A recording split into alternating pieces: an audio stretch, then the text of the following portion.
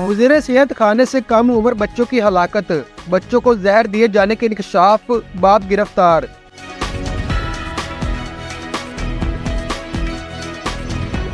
गुजरांवाला में मुज़र सेहत खाना खाने से 2 कम उम्र बच्चों की हलाकत के वाक़े में अहम पेशरफ्त हुई है। पुलिस के मुताबिक फॉरेंसिक रिपोर्ट में बच्चों को खाने में जहर दिए जाने का इंकशाफ हुआ है।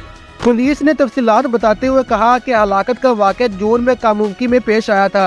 23 जून को खातून को 3 कम उम्र बच्चों समेत अस्पताल लाया गया था।